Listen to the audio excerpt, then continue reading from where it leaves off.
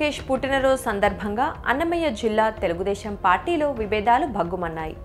లోకేష్ ఫోటోలతో ఓ వర్గం ఏర్పాటు చేసిన ఫ్లెక్సీలను మరో వర్గం నేతలు చింపేయడంతో ఉద్రిక్త వాతావరణం చోటు చేసుకుంది. లోకేష్కి జన్మదిన శుభాకాంక్షలు చెబుతూ తంబళ్లపల్లె మండల బీసీ సెల్ అధ్యక్షులు పురుషోత్తం బాబు, మాజీ ఎమ్మెల్యే జి శంకర్ యాదవ్ ఫోటోలతో ఏర్పాటు చేసిన 11 ఫ్లెక్సీలు, బ్యానర్లను మరో వర్గం చించేసింది.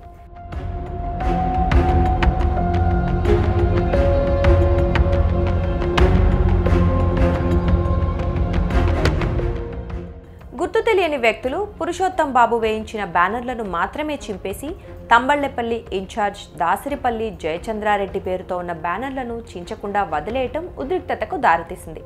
పురుషోత్తం బాబుపై పగతోనే ప్రత్యర్థి వర్గం ఫ్లెక్సీలు చించేసిందని నేతలు ఆరోపిస్తున్నారు. ఈ విషయాన్ని అధిష్టానం దృష్టికి తీసుకెళ్తామని పురుషోత్తం బాబు వర్గం చెబుతోంది. పార్టీలో ఎన్ని విభేదాలున్నా లోకేష్ ఫోటోలతో ఉన్న ఫ్లెక్సీలు చించేయటం సరికాదని నేతలు ఆవేదన వ్యక్తం చేస్తున్నారు.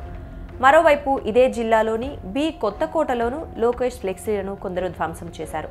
దీనిపై గురువారం మండల కన్వీనర్ నారాయణ స్వామిరెడ్డి, మండల ప్రధాన కార్యదర్శి దేవరింటి కుమార్ తదితరులు పోలీసులకు ఫిర్యాదు చేశారు.